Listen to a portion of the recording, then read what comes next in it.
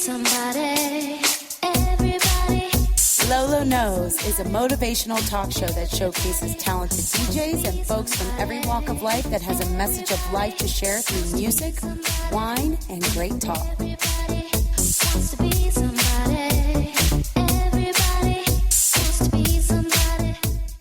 Everybody wants to be somebody.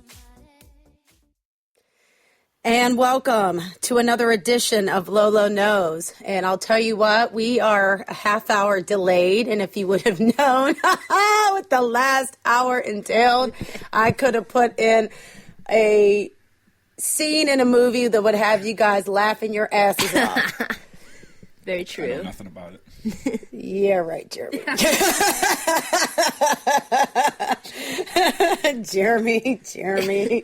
Jeremy from Talkncleveland.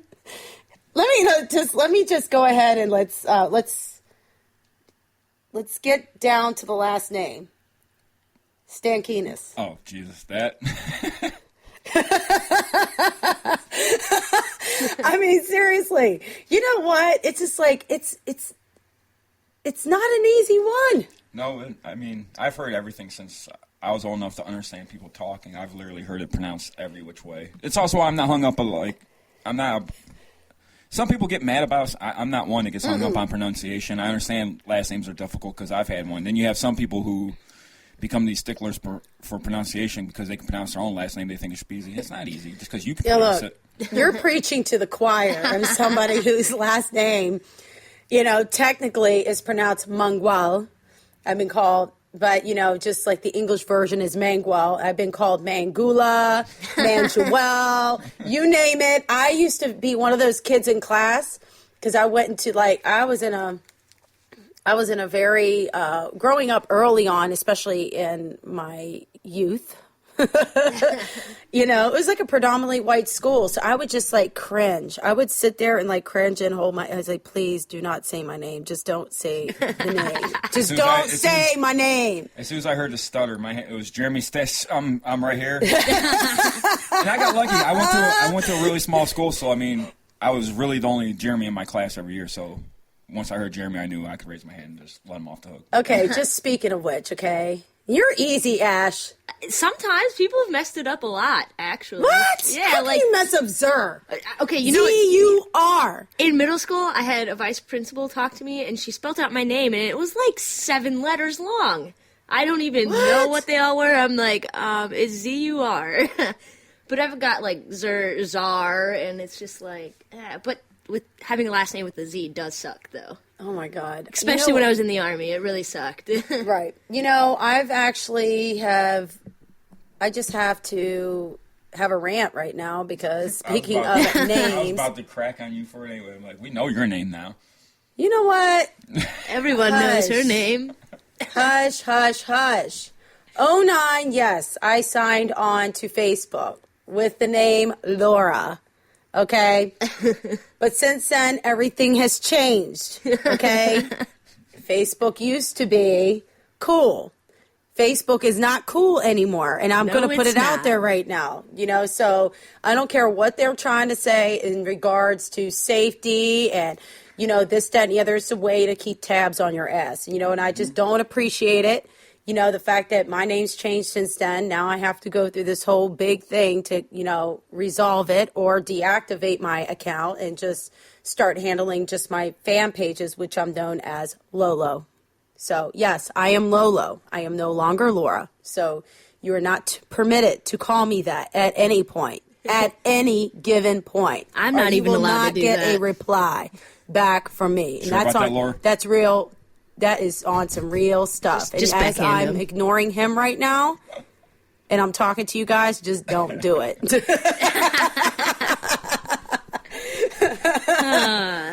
So there you have it. That is a load of crap, though. I mean, because like I said, I don't know what they're trying to defer, stop from happening, because you can just create a brand page and access it that way, Yeah. I understand that. Yes, you can. But the whole thing is, it's just a bunch of crap. Their whole reasoning was, Facebook was created to, keep everybody, to keep family and friends to be able to contact you by your original name Yep. and blasey. No, you're just in bed with the government and you just think, you know what? She signed on to this. Let's keep her to this. She should be this. Like anybody else who, is, but they probably have a lot of fake profiles out there. They have a whole bunch of them. I see And them I all think the time. that's the thing that's messing it's all those bad apples that spoil the very few Oh, yeah. That's how it always is. that are Yes. doing it responsibly, like myself. Thanks, you fuckers out there with your fake profiles. Well, I mean, some of it has to do with some of those. It's probably the younger generation more so with constant changing the name, and people like, well, damn it, I couldn't tag you in this post because you're always changing your name, or I can't find you because it's never the same name. But yeah, I mean, it's our right. I don't understand why it's an issue. Whether it's a nickname or whatever, you shouldn't be tied. But apparently, there are some people, obviously, that if they sign on to a certain name, they get to keep that name. Oh, yeah. Since I signed on originally with that birth name of mine, we're just going to call it my birth name and nothing else. That's what they're tying me back to. And I don't appreciate that. And you can kiss my ass, Facebook, Mark Zuckerberg, and the government. They can't just let a good thing be. They're always toying with it. Yep. It's getting ridiculous, and it's making. I guess that's why social media is starting to maneuver itself. Well, you see the LO? Yeah, LO. You see that little what's that company that does those jokes? BuzzFeed. Oh, yeah. Yeah, I was laughing at their commercial. What do you on think that. about that? I mean, for you being a social media brand specialist, Jeremy, I mean, what's your take on some of these other, do you think people will maneuver themselves away from Facebook into something else? Will they go back to MySpace or what? I mean, seriously. But have you seen MySpace now, though? No. It's completely different. Like, it just looks different, and, like, it's changed drastically. Then it's like a whole different site. I never did have a. It's not the so same I never anymore. had the experience. But Is it cool? It looks cool, yeah. I haven't really, I don't remember my login and all that stuff. I just went to search my name Dude, and see if I I'm think I still know on my there. login. And, I can see that Google really starting to maybe take on more Facebook people, maybe look for a different outlet. Oh, yeah. Because they were set up good from the get-go. The only problem is that nobody joined and got on there, and that's really why Facebook's so hard to take over. It's a mass. Oh, yeah. You're trying to compete with all the people, and it's like, okay, they may not like it, but it's way shittier to go to an LO where there's nobody on it. So what's the point of being on LO? The point of a social network is to be able to be social. I mean, Right. whether they're putting restrictions on how you socialize, it's still the only outlet to really socialize in that capacity. So Yeah. you can't. So Really, you think Google's like the next thing? I think Google's the only one that can overtake Facebook right now. Definitely, don't I see think so, Facebook too. going anywhere. The only thing that's going to happen is Instagram and Twitter continue to be. What they are. Yeah. You know Especially what? Instagram. And Instagram's kind of cool. I I really love it. like They need Instagram. to make it. They need to make it website friendly. I think they just need. Oh, yeah, because you can't like, Yeah. post online. Like, on a normal computer. It has to be, like, off your phone or Right. iPad. Oh, really? Yeah. That's the only thing. Once they get to that level, I think you might see. That's another thing. If they went that route, I think. But hold on, listen to this. I didn't know this, but listen. I had a family member from Puerto Rico who reached out to me on Instagram, and I had no idea they had a chat. Did you know that? Oh, Wait, that's what? that's They new. have, That's- like, a chat. Yeah, that's new with the update. Yeah, What's that? there's a chat On Instagram. They now. have a chat. Oh, Her you and didn't I know were about that? chat. I did not know that until yeah. she chatted me up. I'm like, holy crap. Like, she's hitting me up, and we're having this full-on I conversation on there. remember the Instagram memes for that when it first announced that they're getting ready to do it. Those were hilarious. You're talking about the direct message or the chat? It was a chat. Like, she hit me up, and I was just like, oh, my God. Like, I had no idea that they had that. But I do know like they have the direct- Instagram yeah, I know because they have the direct there is obviously less drama. You can get a lot of your messages across, and you can actually. I mean, it's a visual thing more Yeah. so than anything. Oh, yeah. I like Posting Instagram pic- because it's always a laugh on Instagram. There's always a funny picture or a story or something like that. Right. It's just hilarious. Yeah. I mean, I want to talk, though, about Talkncleveland, though, a little bit. Jeremy, can you tell people, how you came up with Talkncleveland? Pretty much more reasons than one, but main one, I mean, you hit on my last name. My last name's always been hard to pronounce. I've wanted something simple for just to be a pen name for writing. I didn't want people to judge it based on who they thought I was with, by Jeremy Stanekenas. I wanted my actual words and my writing to be taken as what it was supposed to be, good writing. So I started off as fan of the game first, and I'm out in Akron. I'm working third shift over for a Ford plant in Sheffield, vice chair, going through custody battle. I'm like, it was just kind of my outlet. I started writing and started doing blogs for Cleveland.com, got put in the weekly roundups, and Terry Pluto had retweeted a few of my things and actually carried conversations with me, and you could tell he actually read my articles and he actually liked them, told me to keep it up. And so I started thinking, I'm like, if I'm going to take this to the next level, if I expect to be really good at sports writing, I got to expect to be called on sports radio shows for opinions and stuff like that. I've never even called in to request a song on any radio show, let alone sit down in one. And I seen in my feed on Twitter that someone was looking for a co-host. I'm like, oh, damn it. I guess it's now or never, right? So I called me up, said, hey, da-da-da. They're like, yeah, we chatted with me for like a half hour, see what my sports knowledge and talk was like. So they're like, yeah, come on down for a co-host. This was during the Browns drafting of Trent Richardson. He was a big dude on getting Justin Blackman at the time. And I was dead set, didn't want Blackman, knew we weren't going to take him, prayed to God we didn't take him. And a lot of the people liked my natural ability to come in and not like play second card like that, just play underneath him.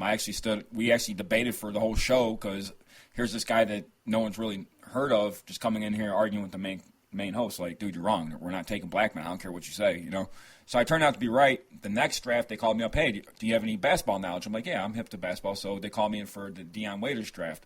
I promise you, I don't care who you say, we can go and look. No one called Trent Richardson and Deion Waiters for both sports back-to-back correctly.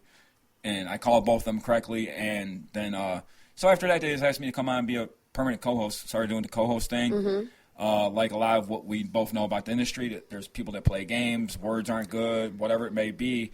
Things a lot of times just turn south real quick. Well, they weren't giving me what they promised with my immediate credentials for the Cavs game. When I first started off, I had full access to every game, and then they were trying to say I do the weeks, and then someone else do weekdays. I'm like, no.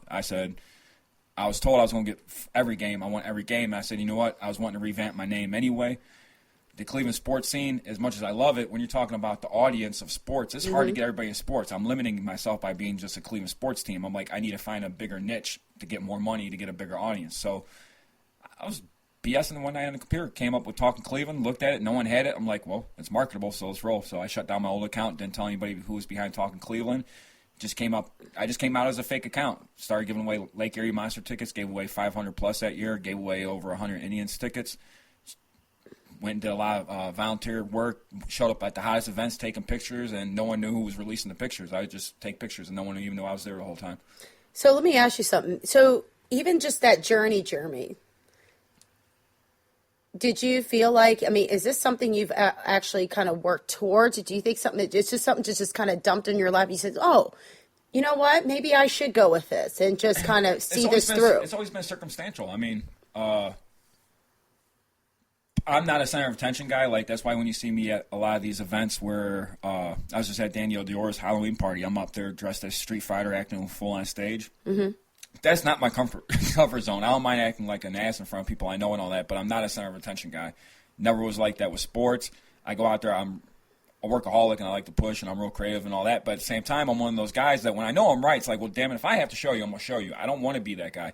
That's why it's actually been kind of nice not to have a radio show, and it's just called in. Because I actually, there's a lot of work that goes to doing a radio show, and that's what made me mad is because one of my frustrations at an older station was I didn't even want to do any of the stuff I was doing with the radio show, and I have two of the top all-time listen podcasts at that station. And that was coming from a guy that didn't really want to do it. I was just trying to show people, like, if I can do it, you can do it. You know what I mean? So I was stuck trying to show people how to do it. No one wanted to listen, so I'm like, well, whatever. And then, so it's been a weird climb. It was never my intention. My intention was to find a job that allowed me the freedom to be around my kid how I would want, make an unlimited amount of money, and not break my back. I can't continue to do physical working jobs. A lot of people that know me, I was hit by a car when I was 13. My whole family always has had a bad history of back and knee. I'm not a guy that can do physical labor until I'm 40, 50, 60, So I was trying to find a job. I could do it now, but it's like, why put my body through all that? Why go somewhere like Ohio Center for Broadcasting, I decided to turn down my chance to go to Ohio Center for Broadcasting because I'm like, what are they going to do? Teach me speaking a mic? I'm like, I know how to do all this. You either are able to be a radio person or you're not. That's not something you can learn. Mm-hmm. You have it or you don't. So I'm like, I know I have it. I just need to go out there and do it. So that's really what pushed me through it. I was like, well, screw this. And it turned out to be the right decision anyway because, not even a year later, I'm been called over there for a guest speaking engagement. Okay, so we both talked about initially how much work goes into building up your social media network. Yeah, people realize that. I mean, constantly. And you know what? In 2014, you were recognized from the Best of Cleveland Scene issue as one of Cleveland's top 4 locals to follow on Twitter. That's awesome. Yeah, and it was weird because, And what kind of work went into that? Just be realistic. Tell everybody what it goes into. Isn't it like a day-to-day type of thing? I mean, honestly... You spend hours behind a computer. I know I do. So do I. Well, actually, you know what? It's weird. First off, anybody knows me. I'm that person that it could be 5 o'clock in the morning and you can call me and I'll probably answer the phone and be like, what's up? And be like, you never sleep? No, I don't sleep. I don't really sleep a lot. And so my ability to hit the morning and late night helped me kind of speed up the process of gaining followers. I've always been good with creative writing, so a lot of my social media is a lot of creative writing. There's a lot of times I put stuff out there just to get people to comment. I just want to hear what y'all have to say. It's not necessarily how I feel. I just want to know what you feel. And people are so quick to think when you word something like this, how you feel. I'm like, I can't just ask a question, see how everybody else feels about this, so I can maybe feel how I feel about it. But no, it was cool. It was a cool experience. It was a lot of work, and people don't realize. And I tell them the most important part of social media is the first part, being social. That meant being at events, being at charitable events, volunteering all over the city, just showing up, doing things, and helping out and all that. So it was actually a lot of work. It was a lot of free work, but the way I looked at it, I could have gone to school for 4 years, wasted a lot of money, then turn around and have to intern for a year. To turn around after that year of interning, be stuck making $8 an hour, and all the work that I'm doing is actually what's allowing you guys to make millions. Nah, let's cut the chase. I can do that on my own. It's something I learned through car detailing, and it makes sense. Why would I go work for a car detail shop, make $35 per car, right? So for every 5 cars I do for you guys, I just got to do 1 car out my garage to equal the same payment. So why do all that work to get the same payment? I could just wake up, go to my garage, and detail a car. It's always the same thing. Hey, you're preaching the choir. Right. So. Well, you know what? We're actually going to be going into our first break. Actually, I'm going to introduce DJ Derek Armstrong. I had Jeff Oz last week with his Elevation mix that everybody can get on SoundCloud.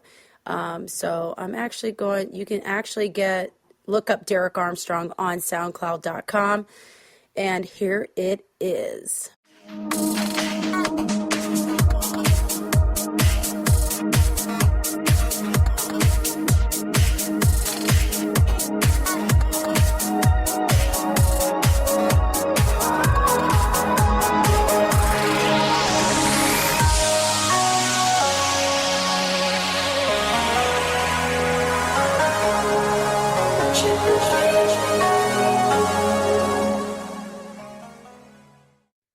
And welcome back to LOLO Knows. You were just hearing DJ Derek Armstrong. Awesome producer, awesome DJ, awesome everything. One of my awesome friends, and I just love him to pieces. But you can actually follow him on SoundCloud.com to get all of his mixes. I believe that one was DJ Mixes, wasn't it? Yes, DJ Mixes. So you guys can actually listen to the rest of that later on. Yeah. Anyway, you know what? Do you want to know what I love about going to breaks? It's always a side. We always have a side conversation. It's so juicy. It's so it really good. is. It really is. You know, we get to talk about, we're talking about entertainment. And you know what, Jeremy, and you make a very valid point. The fact of the matter is, in this business, it's not really forgiving. You have to work your damn ass off for everything that you have. Oh, that's very true. I could touch on 2 things with that. Now, before the break, I was talking about what was weird was, I really started looking at going to Ohio Center for Broadcasting, and I was like, this is stupid. I'm like, I'd rather have a portfolio than a degree. Because a degree, you still have to have a portfolio. So I'd rather start going to work on the portfolio. A lot of times, though, the people go into, school, and then, because I've been to school, too, and then they get these internship opportunities and to work for a major network or work for anyone. And even if you're working for free, that's still something that is on your, portfolio. That's something I did good. it for a year. I did it for the past year and a half. I basically did everything for free when it's said and done. I didn't make shit, really. So, I basically did it for free now. And I knew I was going to do that. And it was something I was willing to gamble on because any given day, that's the thing about this industry. Any given day, your luck can change on one shake of a hand. And, It's true. But when I went down this road, I was like, that's too long of a process to go to school for 4 years, then have to intern and do all this when, like I said, I grew up being an artist to a degree, and I knew that the portfolio was all that mattered. Why go to college to learn to draw? It's either you can draw or you can't, and you can literally just go home overnight and show them that you can do this. And Same let me thing. just If I say can do it, this. if I tell you I can do graphics, I don't need a degree. All I got to do is overnight make something for you and come show you. Do you want this or do you want to buy it or no? It's simple. You're not going to ask me when you see the product But you in know hand. what, though? If I have a degree, that's not going to be why you buy it. It's going to be because you like the product. So True. Yeah. You know what? A lot of that, though, too, Jeremy, is this. A lot of people don't have your confidence. Okay, first of all, think about it. You create your life. Okay, and a lot of times when I do this show, it's all about there's a motivational, there's an inspirational factor. The fact of the matter is, you believe that if you put together a solid product, it's going to sell. Some people do need that schooling. Some people need that to create that confidence or need to create that drive or need to create that know-how or whatever. However way anybody's process is, it's cool. So we're not on air saying, oh, don't go to school. Oh no, actually that's why I was wanting to chime in. I'm actually in Right, college so- right now, so no. Right, and I see that, and I know that, and I'm so proud of you. Right. Honestly, and I understand what you're saying, because you know what, having what you've had even at that time, it's gotten you so far, and it's gotten you to this point. But you gotten to the point now you're just like, you know what, maybe I just want a thirst to learn and to learn something a little bit new. Yeah, I always my degree has always been centered around business. It's always centered around something that's going to benefit me in the field I'm in, and that's why I generally always went for a business type degree. Now you I'm actually are good at marketing. Yeah, but now I'm actually in a field. My college degree I'm working on is journalism and communications because I want to learn how to better write and do a little bit more of that. And plus, it's easy to do two birds, one stone. Whatever I write for class is just going to be a blog the next day. So I have content for a website somewhere. So it's cool to do both things and get better at your craft that way. But the cool part was. Reason I said going back to that was it was cool, saying no to Ohio Center for Broadcasting to turn around this summer, be asked to be a guest speaker there. And what we were kind of talking about. That's awesome. That is Right. awesome. Yeah, so I was called in to be a guest speaker. I spoke alongside Dawn Kendrick, who's one 19 Action News reporter. She's I met her. Yeah, she's one of the more well-known people. And so when we went there to talk, it was cool to hear. We were in there talking to her, and in front of there's about like 30, 40 kids in each classroom, and one thing she told them, and it was cool because I'm one of these people where I have a filter for all it's worth. I know when to say, yeah, I do have a filter, but I don't hold back when I don't need to. And so I'm in this situation where I'm like, here I am a nobody. I feel kind of out of place being a guest speaker. So I'm giving, and it's not. Well, if they asked you to be a guest speaker, you obviously made an impact in some way where people felt like they needed it was during you that there. first month of me still realizing because that first month after getting recognized, You were humbled. Yeah, it was being humble. It was just like, wow, I'm actually here telling these kids I was supposed to be here in that seat still. But Dawn Kendrick is the one that told them, you guys got to really love what you do because this is just like another job. And I'm telling you right now, the entertainment field, a lot of reporters, TV hosts, they're part-time. They're making maybe $16,000 a year. It might sound and look great. Don't let none of these people fool you. They're as broke as any of us are. And that's why you have to really enjoy what you do. They just got a title. They just got some on-air type of shit going on. And they one look thing, like they're rich. And the one thing about this industry is, I forget exactly what you had said, but it goes in line with a lot how I've handled myself. There's a lot of people that people think I might have butted heads with, but every time it's time for them to get a serious paycheck and they need someone that they can rely on to get their job done, I'm the one that's called on. I've had people that I've been real harsh on. They needed their social media, came back a month later when they leave certain spots that we met each other. They'd come back. A bar I'm about to take over is someone that I've basically let go of being a co-host on my show, and they knew it because when it came down to someone that they knew was going to do the work, have good opinion, and know what they're talking about, they hit me up to help manage a bar. I mean, so yeah, this is not a forgiving business, but when you do good stuff, people know that. You know, They do. You know what? And you're so absolutely right about that. I want to just tell a little short story about how we met. And it was like one. You ever, that is so weird. oh no! I just let's just go back because I still remember it. It's let's go right back a little bit. You meet people. You ever hear that phrase? You meet people for a reason, Yeah, a season, or a lifetime. I like that one. Well, our season has stuck gone with me. on for 3 years. Seriously.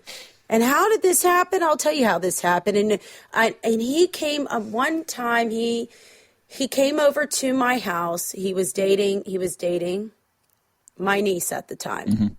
Okay, and he had this little baby in his arms, and she had her kiddos with her, and very gentlemanlike. You were sitting on this very couch that we're on right now, and we just had an amazing conversation, and it was on Christmas. Yeah. This was Yeah, it on was Christmas. Christmas. This was Christmas. Tree was up. Do you remember that? Yeah, I remember being we took Christmas. pictures, the whole nine.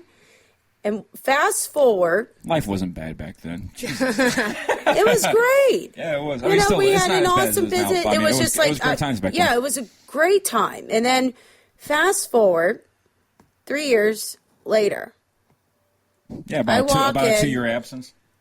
I walk in to, at that time, a internet radio station for Callie Miles' show, Voice It. And there you were.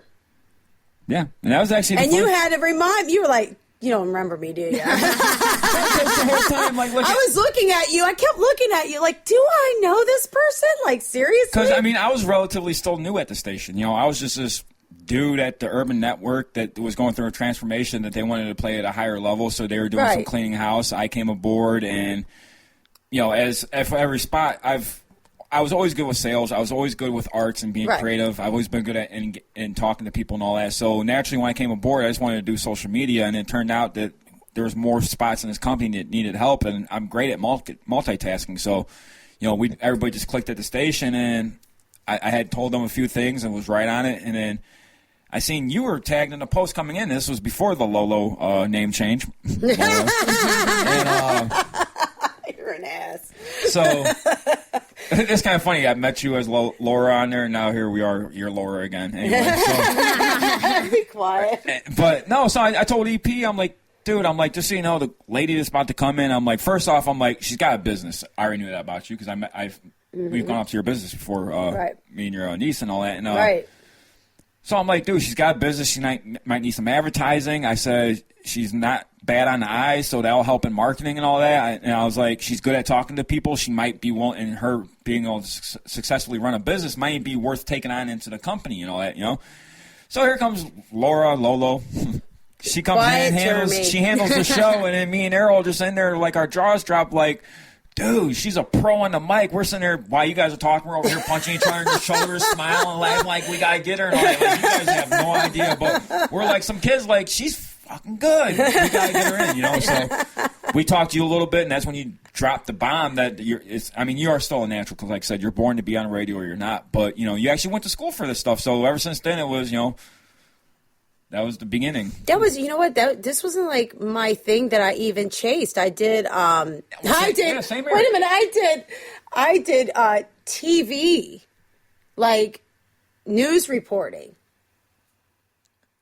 Never knew you did that. Yes. Yeah, see, that was a what lot I of things I studied. learned about you, and I though. went to Duquesne University. My first stint in broadcast was going to Duquesne University in Pittsburgh for their. They had a journalism workshop, and that's when I got into that and really knew that this is something that I wanted to kind of go into and just kind of delve into and learn more of, and then hence the schooling after that.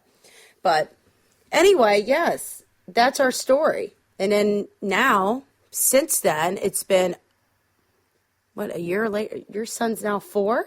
Yeah, you just turned 4 in May, man. Yeah. And he was an infant When he was Wow. a he was Yeah, a baby. he was like he fresh was out the he was womb size of my practically. hand. He was born 2 months early, so back then, Yeah. she met me at a weird point in my life. That was a hectic time. I mean, yeah. Well, the thing is, and let's just say this: you said you were left with your child. Yeah, I mean, well, I wasn't left. I mean, I battled for rights to my kid. I made a conscious choice that I couldn't be with his mother, and fired my lawyer the day that I got him because he was an idiot. And the shortest way around to telling the whole story with me and my son is he was born 2 months early. A lot of people that know me know I did 7 years, and when I came home, the only way that he could have been mine was to get his mom pregnant the day I came home.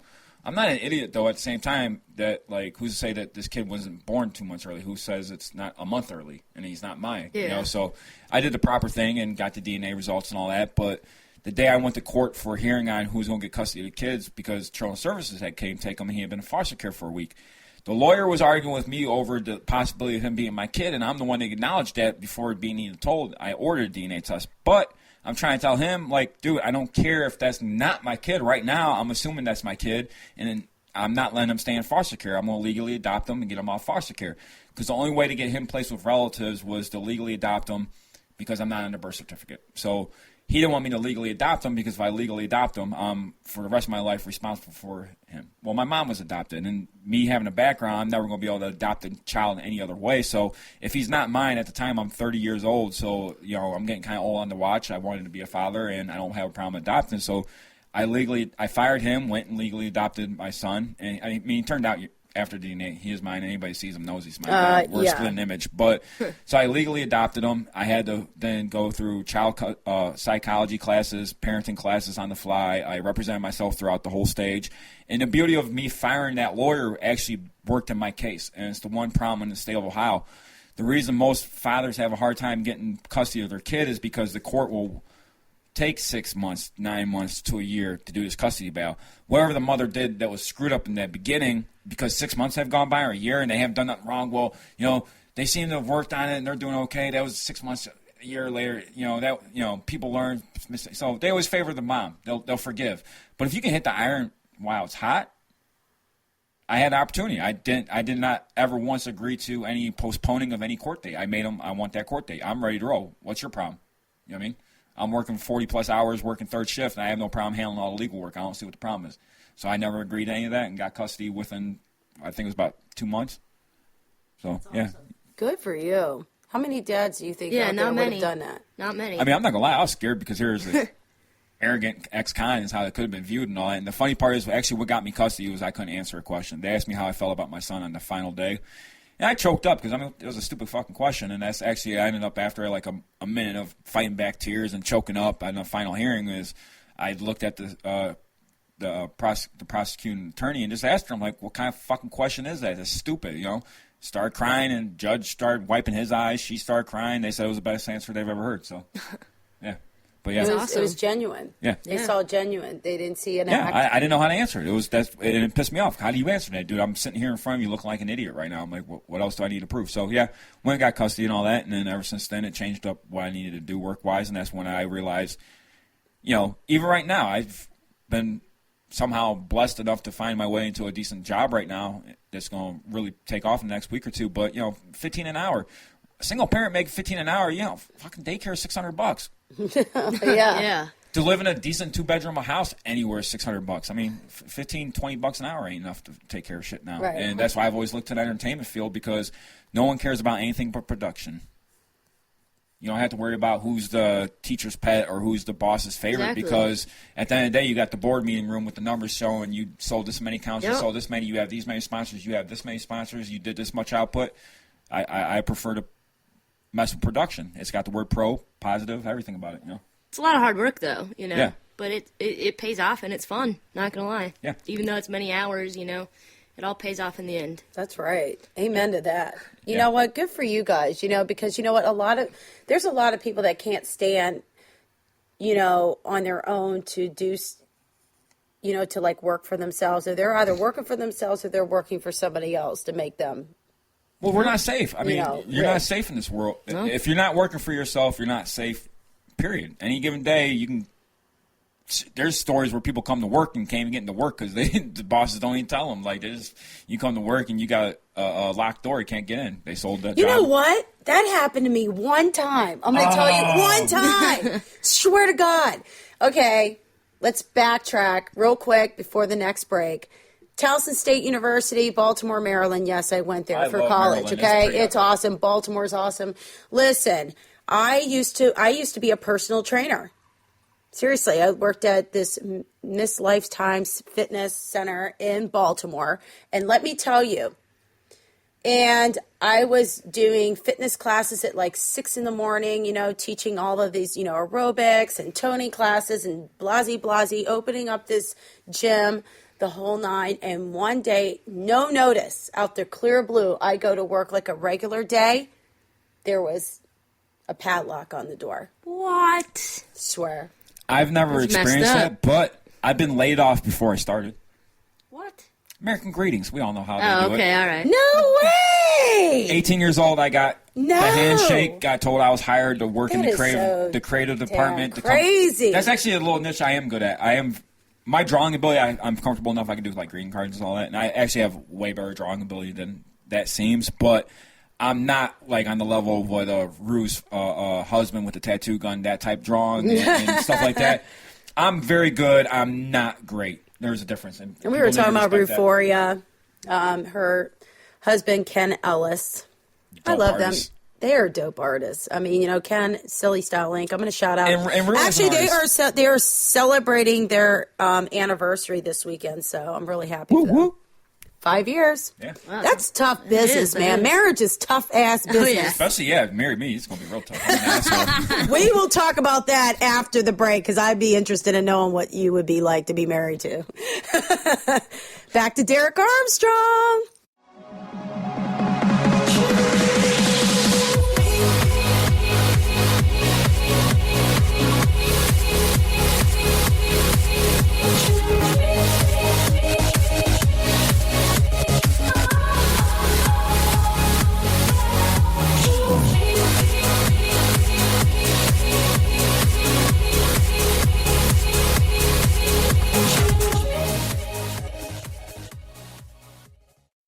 And welcome back to LOLO Knows. Let me just turn down my headset because I had it on full blast. Yes, I had to jam out to Derek Armstrong.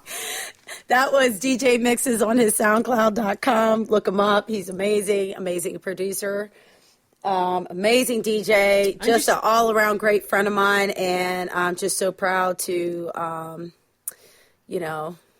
actually showcase them.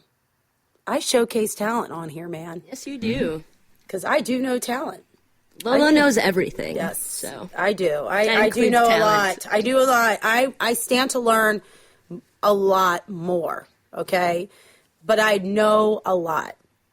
Yeah, that's what people don't understand. Like, I know too much sometimes. Like, You know what? And I do know that, Well, I got an Jeremy. example. I do. I got- And if y'all heard, if I I had know. outtakes of the conversation we were just having, we would y'all have would book be deals. We would have dying. book deals. We'd have book deals. yeah, definitely. We telling all dirty laundry. No, but dirty so right. laundry. So speaking of which, right, knowing all, right, you know what I find funny in that aspect is right, people will get pissed, but at the same time, like, there's people I look up to that I know more than me. I don't have a problem admitting that. But there's a lot of people that come to me because I do know a lot of what I'm talking about and a lot of things going on and all that. And I wish sometimes people would remember that when discussing certain things with me, like putting the feeler out for some job applications. Yeah, we need some bartenders with some experience, some line cooks, and some of the people. Hey, you would be a great bartender. Yeah, I'll be part-timing it up there, but I'm going to be more door and managing and all that. But for the time being, because we're going to wait and see how traffic goes, I will be during the day.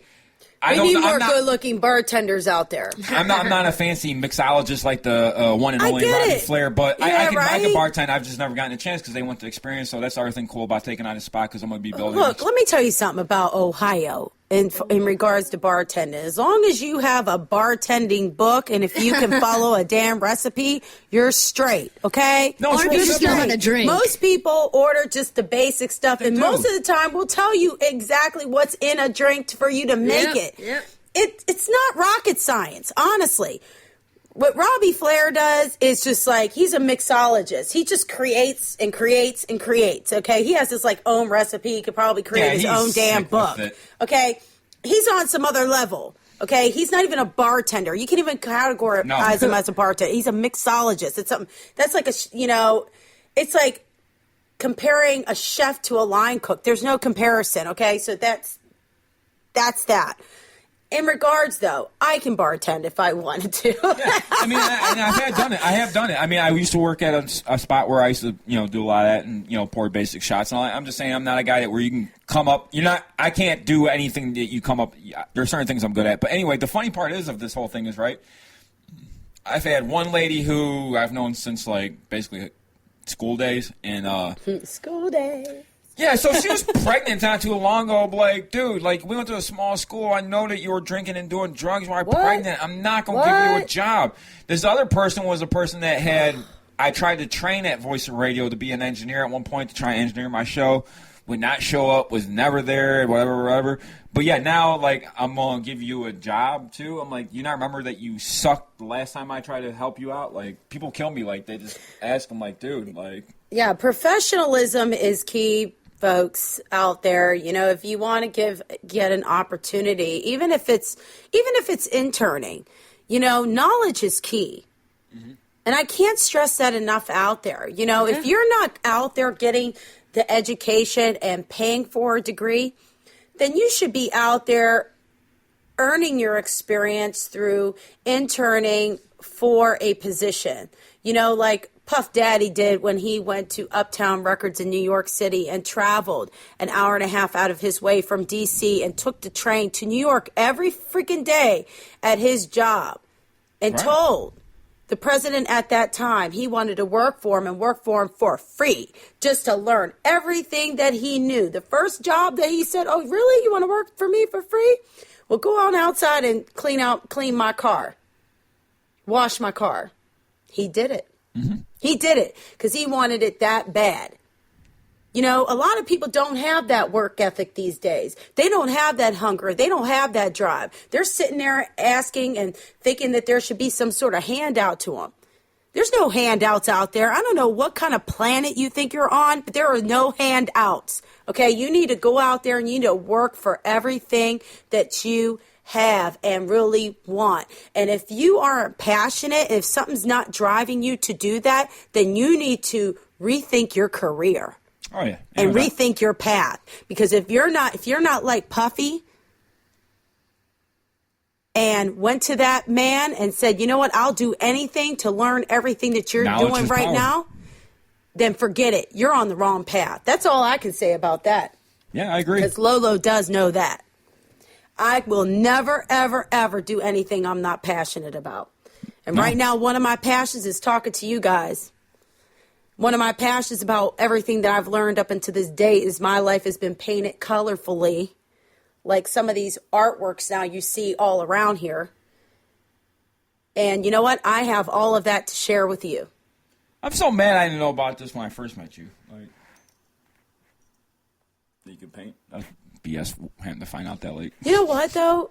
You know what, Jeremy? A lot of these have come up. Actually, I've been really posting. I've always had artwork on my walls, but a lot of my own stuff I've been probably coming up in the last couple of years, huh? I see autographs on those. Who are those? Oh, yeah. We got Madonna over there, Janet Jackson, J-Lo, And I thought Prince. that's what I was looking at. I'm like, who am I looking? I'm like, I see some. Yeah, I love me some J-Lo. I'm sure you do. Me too. And Janet, what have you done for me lately? I don't know who did not love some Janet Jackson. I have no idea. You know you love some Janet Jackson. Oh, I do. And J-Lo. Right, not J-Lo for the music, but I just like her. And she's good at music, but everything else she's really good at, she too. wasn't horrible. But, Yeah. And Madonna, I mean, she's... And you know what? This brings up a good question. Madonna. When Michael died, that really hit home to me because there's only so many iconic people left. Oh, yeah. To touch on some that's bringing back the life to the city, man, because the 30th, I don't know about you guys, but I'm going to be downtown because Kendrick Lamar and all are coming because of LeBron. I'm thinking about coming down there. I want to go so yeah, bad. Kevin Hart and all them, LeBron, that effect and all that, but it's you know, they always talked about LeBron comparing to Michael. Listen, I've never been a LeBron fan. It's never going to change. He can win us a ring, and I'll be glad because he did for Cleveland, but he's just not my style. He's not my taste, my preference. Same thing musically. Some people's voices just don't get you that way, where I'm not denying his talent. It's just not my preference, all right? Exactly. So it's not hating. I just don't prefer the way he plays the game. Well, shit happens, you know. But iconically is the reason he'll never be a Michael Jordan. And when Michael Jackson died, it made me really realize, like, there's only a Madonna, a Michael Jordan, and maybe 10 more people, if that. Maybe Prince. 5, really. Prince, yes. But there's, and even not Prince. But I'm talking about these people that go overseas, and they got hundreds of thousands of people fainting and crying and having that type of impact. Oh, my gosh. LeBron don't have that. Michael had that. Oh, yeah. You know what I mean? Michael Jackson had that. Michael Madonna Jackson. has that, you know? You know, I actually have Michael's autograph. The last time I saw Michael Jackson was at his 30th anniversary show for HBO that they filmed in New York City. And right after, actually, it was a whole weekend where Justin Timberlake came, That's my man Destiny's right there. Child, Luther Vandross. I saw everybody. Usher. I saw Mark Where is this? Anthony. This was New York in New York City. I have all the pictures. I'll show you all the pictures. But let me tell you something. What happened that Tuesday morning that I left, it was like a 2-day show. It was like one was on Friday, the other one was on Monday. On Tuesday morning, 9/11 happened. There. I was there. It was so, I'm like, how That day does was so Lolo wrong. get in Unreal, these unreal. situations? Right. I had no idea. I think I was made to see some things. I was not necessarily, the funny thing was I was at an after show at the China Club in New York City where they were having an after party. I attended for about an hour, and then something drew me to leave. I needed to leave. I said, I gotta get back. I didn't even stay. I had a place and everything downtown, to like stay and just hang out, with some friends. And I chose to leave and go back to Queens to be with my boys and to get up and leave that morning. Something was driving me. Why did I leave the club? Right outside the club was a car waiting for me to take me back to Queens. That does not happen in New York City. No, that does not happen in New York whatsoever. That does not happen. Do you understand what I'm saying? Yeah. No, That doesn't trust me. happen in New York City. Why was the car sitting right out there?